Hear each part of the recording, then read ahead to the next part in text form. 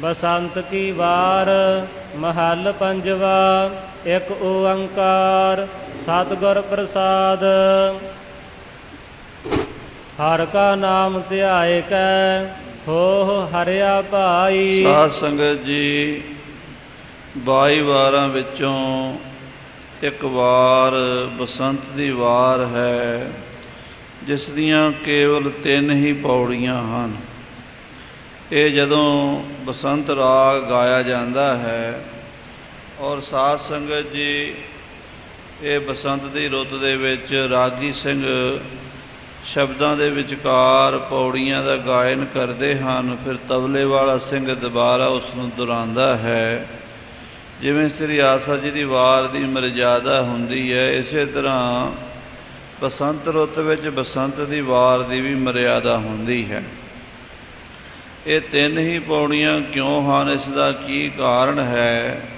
ਸੰਪਰਦਾਈ ਮਹਾਂਪੁਰਸ਼ ਗਿਆਨੀ ਸਿੰਘ ਦੱਸਦੇ ਹਨ ਕਿ ਜਿਸ ਵੇਲੇ ਮਹਾਰਾਜ ਪੰਚਮ ਪਾਤਸ਼ਾਹ ਜੀ ਬਸੰਤ ਦੀ ਵਾਰ ਦੀ ਰਚਨਾ ਕਰਨ ਲੱਗੇ ਤਾਂ ਸਤਿਗੁਰਾਂ ਨੇ ਅਜੇ 3 ਹੀ ਪੌੜੀਆਂ ਉਚਾਰਨ ਕੀਤੀਆਂ ਸਨ ਕਿ ਲਾਂਗਰੀ ਸਿੱਖ ਨੇ ਆ ਕੇ ਬੇਨਤੀ ਕੀਤੀ, ਸੱਚੇ ਪਾਤਸ਼ਾਹ ਗਰੀਬ ਨਵਾਜ਼ ਸਤਿਗੁਰੂ ਜੀ ਲੰਗਰ ਤਿਆਰ ਹੈ, ਕਿਰਪਾ ਕਰਕੇ ਲੰਗਰ ਛਕ ਲਓ। ਸਤਿਗੁਰੂ ਪਾਤਸ਼ਾਹ ਜੀ ਨੇ ਇਹ ਵਾਰ ਇੱਥੇ ਹੀ ਸੰਪੂਰਨ ਕਰਕੇ ਆਪ ਜੀ ਨੇ ਲੰਗਰ ਛਕਣਾ ਕੀਤਾ। ਅਤੇ ਸਾਧ ਸੰਗਤ ਜੀ ਇਹ ਵੀ ਮਰਿਆਦਾ ਦੱਸੀ ਕਿ ਲੰਗਰ ਦੀ ਕੀ ਮਹਾਨਤਾ ਹੈ, ਲੰਗਰ ਦੀ ਵਿਸ਼ੇਸ਼ਤਾ ਇਹ ਵੀ ਦੱਸੀ ਹੈ ਸਤਿਗੁਰਾਂ ਨੇ, ਕਿਉਂਕਿ ਅੰਨ ਨੂੰ ਮਹਾਰਾਜ ਨੇ ਬਾਣੀ 'ਚ ਧਨ ਕਿਹਾ, ਧਨ ਅਨਾਦ ਠਾਕੁਰ ਮਨ ਮਾਨਿਆ। ਸੋ ਸਾਧ ਸੰਗਤ ਜੀ ਭਾਈ ਸੰਤੋਖ ਸਿੰਘ ਜੀ ਲਿਖਦੇ ਹੈ, ਪੌੜੀ 3 ਉਚਾਰਨ ਕੀਨ ਸੂਪਕਾਰ ਤਬ ਹੂੰ ਚਲ ਆਏ। ਪ੍ਰਭ ਜੀ ਭੋਜਨ ਅਬ ਤਿਆਰ ਹੈ, ਰਾਵਰ ਕੀ ਜਿਮ ਹੋਏ ਰਜਾਏ। ਇਹ ਹਿਤ ਆਹਾਰ ਕੇ ਆਦਰ ਕਰਵੇ, ਸ੍ਰੀ ਗੁਰ ਹਟੇ ਨਾ ਬੌਲ ਬਣਾਏ। ਅਚਿਓ ਅਨਾਏ ਤ੍ਰਿਪਤ ਤਬ ਹੋਇ ਕਰ, ਨਿਜ ਸੰਗਤ ਮੈਂ ਇਹੋ ਬਦਤਾਏ।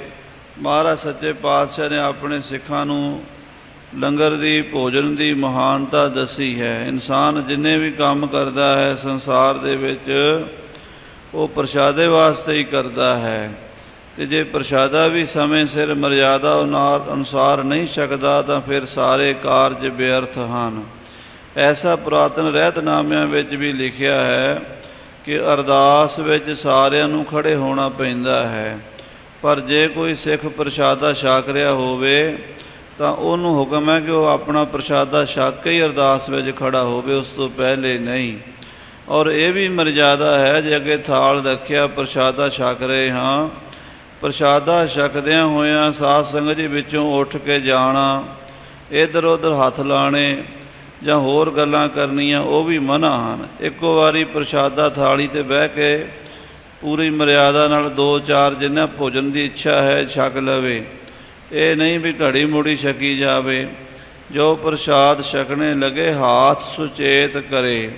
ਸਭ ਤੋਂ ਪਹਿਲਾਂ ਹੈ 5 ਇਸ਼ਨਾਨਾ ਕਰੇ, ਸਾਬਣ ਨਾਲ ਜਾਂ ਰੇਤੇ ਨਾਲ ਹੱਥ ਸਾਫ ਕਰੇ। ਏਕਾਕੀ ਬਹਿ ਖਾਏ ਨਹਿ ਔਰਨ ਕੋ ਵੀ ਦੇ, ਕੱਲਾ ਨਾ ਛਕੇ ਦੂਜਿਆਂ ਨੂੰ ਵੀ ਛਕਾਵੇ, ਪ੍ਰਸ਼ਾਦ ਵੰਡ ਕੇ ਛਕੇ। ਬਹੁਤ ਸਾਰੀਆਂ ਮਰਿਆਦਾ ਲੰਗਰ ਦੀਆਂ ਹਨ। ਅੱਜ ਕੱਲ੍ਹ ਆਪਣੇ ਘਰਾਂ ਵਿੱਚ ਲੰਗਰ ਦੀ ਮਰਿਆਦਾ ਦੀ ਢਿੱਲ ਆ ਗਈ ਹੈ। ਕਈ ਵਾਰੀ ਖਲੋਤੇ ਹੀ ਛਕੀ ਜਾਂਦੇ ਹੈ, ਕਈ ਵਾਰੀ ਵਿੱਚੋਂ 2 ਪ੍ਰਸ਼ਾਦੇ ਛਕ ਲਏ, ਥਾਲੀ ਰੱਖ ਕੇ ਘੁੰਮ ਫਿਰ ਕੇ ਹੋਰ ਕੰਮ ਕਰ ਲਿਆ, ਕਦੀ ਨੰਗੇ ਸਿਰ ਛਕਣ ਲੱਗ ਪਏ। ਐਸਾ ਕਰਨ ਨਾਲ ਸਾਧ ਸੰਗਤ ਜੀ ਜੋ ਮਰਿਆਦਾ ਹੈ ਲੰਗਰ ਦੀ ਬੇਅਦਬੀ ਹੈ। ਸਤਿਕਾਰਯੋਗ ਗਿਆਨੀ ਜੀ ਨੇ ਪੁਰਾਤਨ ਗ੍ਰੰਥ ਦੀਆਂ ਪੰਕਤੀਆਂ ਲਿਖੀਆਂ ਨੇ, ਤਜਹਿ ਨ ਛੋੜੈ ਥਿਰ ਜਿਸ ਥਾਏ, ਜੇ ਤਜ ਉਠੈ ਬਹੁਰ ਨ ਖਾਏ। ਕਹਿੰਦੇ ਆ ਵੀ ਜੇ ਪ੍ਰਸ਼ਾਦਾ ਛਕ ਰਹੇ ਹੋ ਤਾਂ ਉੱਥੇ ਬਹਿ ਕੇ ਛਕੋ। ਜੇ ਬਾਈ ਚਾਂਸ ਕੋਈ ਐਮਰਜੈਂਸੀ ਹੋ ਜਾਂਦੀ ਹੈ, ਕੋਈ ਐਸਾ ਭਾਣਾ ਵਰਤ ਜਾਂਦਾ ਵੀ ਸਾਨੂੰ ਥਾਲੀ ਤੋਂ ਉੱਠਣਾ ਪੈਂਦਾ, ਮੰਨ ਲਓ ਕੋਈ ਐਕਸੀਡੈਂਟ ਹੋ ਗਿਆ, ਕੋਈ ਬੱਚਾ ਉਹਨੂੰ ਸੱਟ ਲੱਗਣ ਦਾ ਖਤਰਾ ਹੈ, ਜਾਂ ਕੋਈ ਕਿਸੇ ਦਾ ਕੋਈ ਘਟਨਾ ਵਾਪਰ ਜਾਂਦੀ ਹੈ, ਮੰਨ ਲਓ ਕਿਸੇ ਤਰ੍ਹਾਂ ਦੀ ਵੀ, ਸਾਨੂੰ ਆਪਣੇ ਬਚਾਅ ਲਈ ਉੱਠਣਾ ਪੈਂਦਾ। ਤਾਂ ਫਿਰ ਉਹ ਦੁਬਾਰਾ ਉਹ ਥਾਲੀ 'ਤੇ ਨਹੀਂ ਆ ਕੇ ਛਕਣਾ। ਜੇ ਉਹ ਤਜ ਉਠੈ ਬਹੁਰ ਨੈ ਖਾਏ, ਪਹਿਲੀ ਗੱਲ ਹੈ ਕਿ ਬਹਿ ਕੇ ਛਕੋ ਪ੍ਰਸ਼ਾਦਾ। ਸਤਿਗੁਰੂ ਜੀ ਨੇ ਲੰਗਰ ਦੀ ਮਰਜ਼ਾਦਾ, ਲੰਗਰ ਦਾ ਸਤਿਕਾਰ ਦੱਸਿਆ ਹੈ ਬਾਣੀ ਦੇ ਵਿੱਚ। ਜਿੰਨੀ ਗੁਰੂ ਘਰ ਦੀ ਮਰਜ਼ਾਦਾ ਹੈ ਸਾਰੀ ਮਹਾਨ ਹੈ, ਕੀਰਤਨ ਦੀ, ਕਥਾ ਦੀ, ਪਰ ਸਾਧ ਸੰਗਤ ਜੀ ਲੰਗਰ ਦੀ ਮਹਾਨਤਾ ਵੀ ਕੋਈ ਘੱਟ ਨਹੀਂ ਹੈ। ਜਿੰਨਾ ਗੁਰੂ ਦਰਬਾਰ 'ਚ ਪੁਰਾਤਨ ਜਥੇਬੰਦੀਆਂ ਵਿੱਚ, ਨਿਹੰਗਾਂ ਸਿੰਘਾਂ ਵਿੱਚ, ਨਿਰਮਲੇ ਸੰਤਾਂ ਵਿੱਚ, ਦਮਦਮੀ ਟਕਸਾਲ ਵਿੱਚ, ਸੇਵਾ ਪੰਥੀਆਂ ਮਹਾਤਮਾ ਵਿੱਚ ਜਾਈਦਾ ਹੈ, ਉਹ ਲੋਹ ਮਾਤਾ ਦਾ ਸਤਿਕਾਰ ਕਰਦੇ ਹੈ। ਜੋੜੇ ਲੈ ਕੇ ਨਹੀਂ ਜਾਣਾ, ਜੁੱਤੀ ਪਾ ਕੇ ਲੰਗਰ ਦੇ ਵਿੱਚ ਨਹੀਂ ਵੜਨਾ, ਔਰ ਪਵਿੱਤਰ ਹੋ ਕੇ ਇਸ਼ਨਾਨ ਪਾਣੀ ਕਰਕੇ ਲੰਗਰ ਬਣਾਉਣਾ, ਲੰਗਰ ਛਕਣਾ, ਆਏ ਗਏ ਨੂੰ ਪ੍ਰੇਮ ਨਾਲ ਲੰਗਰ ਛਕਾਉਣਾ। ਇਹ ਸਾਰੀਆਂ ਗੱਲਾਂ ਦਾ ਸਤਿਗੁਰੂ ਸੱਚੇ ਪਾਤਸ਼ਾਹ ਜੀ ਨੇ ਸਾਨੂੰ ਸਿੱਖਿਆ ਦੇ ਕੇ ਦ੍ਰਿੜ ਕਰਾਈਆਂ ਹਨ। ਭਾਈ ਨੰਦ ਲਾਲ ਜੀ ਦੇ ਲੰਗਰ ਦੀ ਜਦੋਂ ਮਹਾਰਾਜ ਨੇ ਪ੍ਰੀਖਿਆ ਕਰਕੇ ਪਾਸ ਕੀਤਾ ਸੀ, ਉਦੋਂ ਵੀ ਲੰਗਰ ਦੀ ਮਹਿਮਾ ਹੀ ਦਰਸਾਈ ਸੀ ਵੀ ਲੰਗਰ ਕੀ ਹੈ, ਲੰਗਰ ਨੂੰ ਕਿਵੇਂ ਵਰਤਾਉਣਾ ਹੈ। ਦੇਖੋ ਪੰਜਵੇਂ ਪਾਤਸ਼ਾਹ ਜੀ ਇਹ ਵਾਰ ਜਿਹੜੀ ਹੈ ਬਸੰਤ ਦੀ, ਇਹਦੀਆਂ 3 ਹੀ ਪੌੜੀਆਂ ਰੱਖਦੇ ਹਨ, ਔਰ ਉੱਪਰ ਸਿਰਲੇਖ ਬਸੰਤ ਕੀ ਵਾਰ ਮਹੱਲ ਪੰਜਵਾਂ ਹੈ। ਇੱਥੇ ਮਹੱਲਾ ਨਹੀਂ ਉਚਾਰਨ ਕਰਦੇ, ਕਿਉਂਕਿ ਸ੍ਰੀ ਰਾਗ ਦੇ ਵਿੱਚ ਵੀ ਸਤਿਕਾਰਯੋਗ ਗਿਆਨੀ ਜੀ ਨੇ ਦੱਸਿਆ ਸੀ 11ਵਾਂ, 6ਵਾਂ, 12ਵਾਂ ਅਤੇ 15ਵਾਂ ਇਹ ਸ਼ਬਦ ਆਏ ਸਨ ਜਿਹੜੇ ਜਾਲ ਮੋਹ ਘਸ ਮਸ ਕਰ ਮਤ ਕਾਗਦ ਕਰਸਾਰ, ਉੱਥੇ ਮਹਾਲੀ ਪਦ ਆਇਆ ਸੀਗਾ। ਇੱਥੇ ਵੀ ਬਸੰਤ ਦੀ ਵਾਰ ਵਿੱਚ ਮਹਾਲੀ ਹੈ, ਮਹੱਲਾ ਨਹੀਂ, ਇਹ ਖਿਆਲ ਰੱਖਣਾ ਹੈ। ਹਾਂਜੀ। ਬਸੰਤ ਕੀ ਵਾਰ ਮਹੱਲ ਪੰਜਵਾ। ਇੱਕ ਓੰਕਾਰ ਸਤਿਗੁਰ ਪ੍ਰਸਾਦ। ਹਰ ਕਾ ਨਾਮ ਧਿਆਏ ਕੈ ਹੋ ਹਰਿਆ ਭਾਈ। ਕਰਮ ਲਿਖੰਤੈ ਪਾਈਐ ਇਹ ਰੁੱਤ ਸੁਹਾਈ। ਵਣ ਤ੍ਰਿਣ ਤ੍ਰਿਭਵਨ ਮੌਲਿਆ ਅੰਮ੍ਰਿਤ ਫਲ ਪਾਈ। ਮਿਲ ਸਾਧੂ ਸੁਖ ਊਪਜੈ ਲੱਥੀ ਸਭ ਛਾਈ। ਨਾਨਕ ਸਿਮਰੈ ਏਕ ਨਾਮ ਫਿਰ ਬਹੁੜ ਨਾ ਧਾਈ। ਪੰਜੇ ਬੱਧੇ ਮਹਾਬਲੀ ਕਰ ਸੱਚਾ ਢੋਆ। ਆਪਣੇ ਚਰਨ ਜਪਾਇਨ ਵਿੱਚ ਦਈਓ ਖੜੋਆ। ਰੋਗ ਸੋਗ ਸਭ ਮਿਟ ਗਏ ਨਿਤ ਨਵਾ ਨਿਰੋਆ। ਦਿਨ ਰੈਣ ਨਾਮ ਧਿਆਏ ਦਾ ਫਿਰ ਪਾਏ ਨਾ ਮੋਆ। ਜਿਸ ਤੇ ਉਪਜਿਆ ਨਾਨਕਾ ਸੋਈ ਫਿਰ ਹੋਆ। ਕਿਥੋ ਉਪਜੈ ਕਹਿ ਰਹੈ ਕਹਿ ਮਾਹਿ ਸਮਾਵੈ। ਜੀ ਜੰਤ ਸਭ ਖਸਮ ਕੇ ਕੌਣ ਕੀਮਤ ਪਾਵੈ। ਕਹਿਨ ਧਿਆਇਨ ਸੁਣਨ ਨਿਤ ਸੇ ਭਗਤ ਸੁਹਾਵੈ। ਅਗਮ ਅਗੋਚਰ ਸਾਹਿਬੋ ਦੂਸਰ ਲਵੈ ਨਾ ਲਾਵੈ। ਸੱਚ ਪੂਰੈ ਗੁਰ ਉਪਦੇਸਿਆ ਨਾਨਕ ਸੁਣਾਵੈ। ਬਸੰਤ ਬਾਣੀ ਭਗਤਾਂ ਕੀ ਕਬੀਰ ਜੀ ਘਰ ਪਹਿਲਾ। ਇੱਕ ਓੰਕਾਰ ਸਤਿਗੁਰ ਪ੍ਰਸਾਦ। ਮੌਲੀ ਧਰਤੀ ਮੌਲਿਆ ਆਕਾਸ। ਘਾਟ ਘਾਟ ਮੌਲਿਆ ਆਤਮ ਪ੍ਰਗਾਸ। ਰਾਜਾ ਰਾਮ ਮੌਲਿਆ ਅਨੰਤ ਭਾਏ। ਜਹ ਦੇਖਾਓ ਤਹ ਰਹਿਆ ਸਮਾਏ। ਰਹਾਉ ਦੁਤੀਆ ਮੌਲੇ ਚਾਰ ਵੇਦ। ਸਿਮਰਤ ਮੌਲੀ ਸਿਓ ਕਤੇਬ। ਸ਼ੰਕਰ ਮੌਲਿਓ ਜੋਗ ਧਿਆਨ। ਕਬੀਰ ਕੋ ਸੁਆਮੀ ਸਭ ਸਮਾਨ। ਪੰਡਿਤ ਜਨ ਮਾਤੇ ਪੜ੍ਹ ਪੁਰਾਨ। ਜੋਗੀ ਮਾਤੇ ਜੋਗ ਧਿਆਨ। ਸੰਨਿਆਸੀ ਮਾਤੇ ਅਹੰਮੇਵ। ਤਪਸੀ ਮਾਤੇ ਤਪ ਕੈ ਭੇਵ। ਸਭ ਮਦ ਮਾਤੇ ਕਉ ਨ ਜਾਗ। ਸੰਗ ਹੀ ਚੋਰ ਘਰ ਮੁਸਨ ਲਾਗ। ਰਹਾਉ ਜਾਗੈ ਸੁਖ ਦਿਓ ਅਰ ਅਕੂਰ। ਹਣਵੰਤ ਜਾਗੈ ਧਰ ਲੰਕੂਰ। ਸ਼ੰਕਰ ਜਾਗੈ ਚਰਨ ਸੇਵ। ਕਾਲ ਜਾਗੇ ਨਾਮਾ ਜੈ ਦੇਵ। ਜਾਗਤ ਸੋਵਤ ਬਹੁ ਪ੍ਰਕਾਰ। ਗੁਰਮੁਖ ਜਾਗੈ ਸੋਈ ਸਾਰ। ਇਸ ਦੇਹੀ ਕੇ ਅਧਿਕ ਕਾਮ। ਕਹਿ ਕਬੀਰ ਭਜ ਰਾਮ ਨਾਮ। जोय खसम है जाया, पूत बाप खेलाया, बिन श्रवणा खीर पिलाया, देखह लोगा काल को पाओ, सोत मुकलाई अपनी माओ, रहाओ पगा बिन हुरिया मारता, बदन बिन खिर खिर हासता, निद्रा बिन नार पै सोवै, बिन बासन खीर बिलोवै, बिन अस्थन गऊ लबेरी, पैडे बिन बाट कनेरी, बिन सतगुर बाट न पाई, कहो कबीर समझाई, प्रहलाद पठाए पढ़न साल, सांग सखा बह लिए बाल, मोह कहो कहा पढ़ावस, आल जाल मेरी पटिया लिख दे हो,